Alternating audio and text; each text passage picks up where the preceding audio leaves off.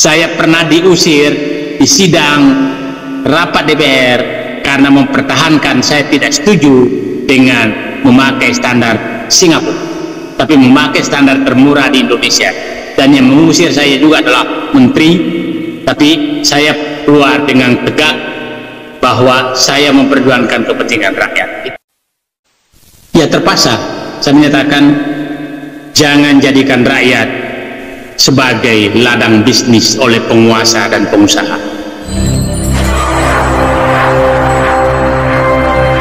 Sekarang yang saya lihat bahwa betul-betul kepentingan rakyat sudah diabaikan dari kebijakan-kebijakan kenaikan harga BBM. Nah, sekarang publik harus paham sekarang bahwa kenaikan harga BBM itu sebenarnya betul-betul bukan berlaku harga pasar, tapi berlaku aturan pemerintah.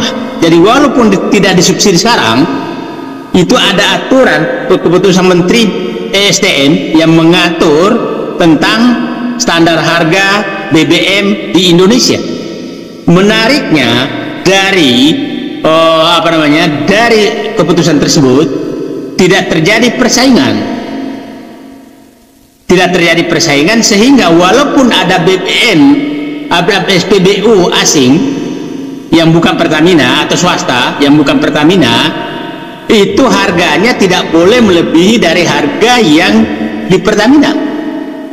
Nah, jadi kalau dikatakan ini sebenarnya sama dengan pengelolaan negara yang sudah dikendalikan, tidak ada mekanisme pasar. Masih ingat dulu waktu saat menaikkan harga BBM, tahu-tahu salah satu SPBU, merek BBM SPBU yang menurunkan RON 90 yang setara dengan Pertalite, langsung kan ditegur oleh pemerintah dan besoknya dinaikkan kembali. Jadi saya heran sekarang, seharusnya kalau harga pasar dibiarkan dong mereka bersaing. Kalau harga pasar, ini kan bukan harga pasar, dampaknya adalah bahwa karena tidak diatur harganya, tapi tidak diizinkan bersaing, maka pemerintah seakan-akan menempatkan rakyat sebagai konsumen untuk berdagang.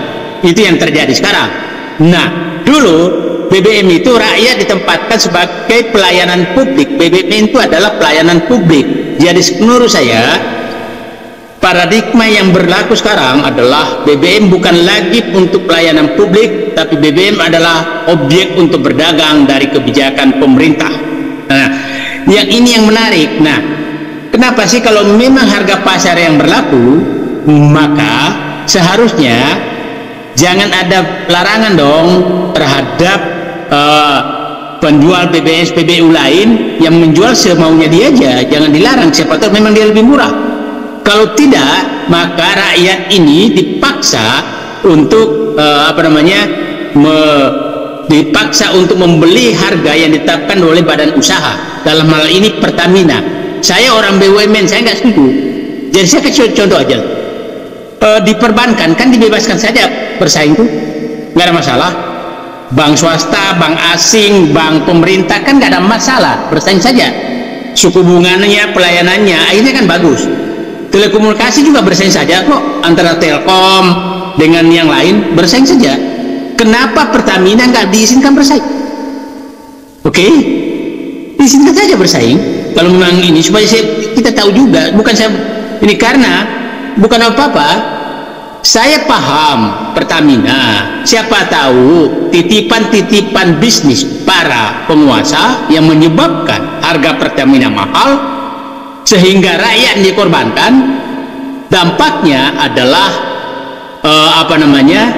perusahaan penjual BBM swasta atau asing yang ada di Indonesia justru menikmati keuntungan dari ketidakefisienan yang dibuat dan menjadi proteksi. Saya tidak tahu sama sekali alasan dikeluarnya keputusan Menteri ESDM yang baru yang mengatur tentang harga BBM non subsidi.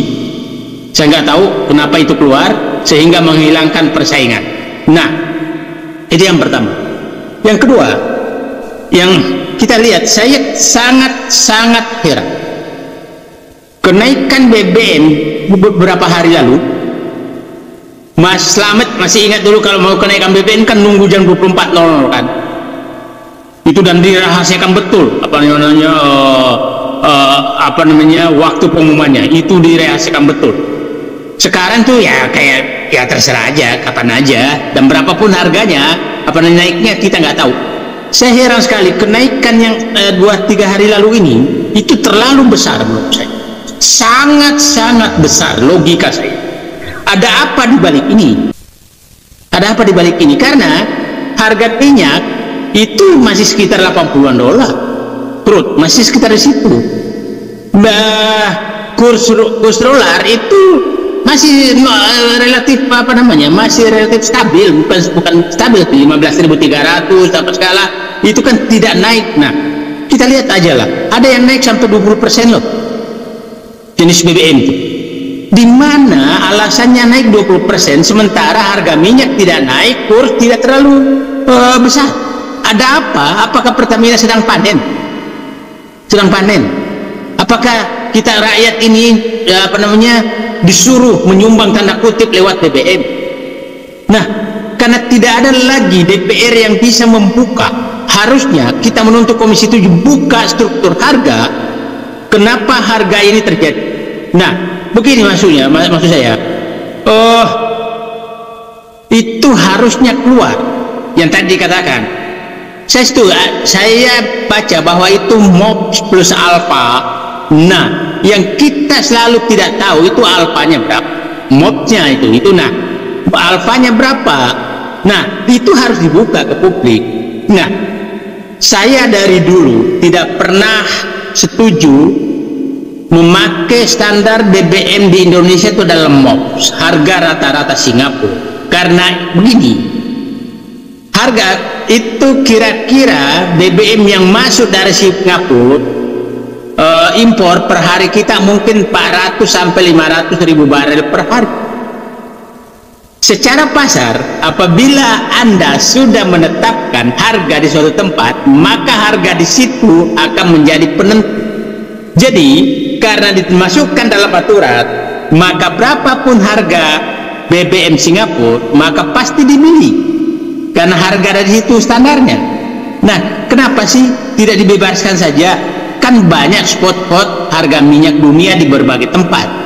Jadi nggak usah dinyatakan MOPS Singapura bahwa harga rata-rata yang terendah yang terjadi di seluruh dunia. Tapi saya paham pelobi pengusaha yang terkait dengan Singapura itu sangat banyak. Dan itu saya pernah diusir di sidang rapat DPR karena mempertahankan saya tidak setuju dengan memakai standar Singapura, tapi memakai standar termurah di Indonesia.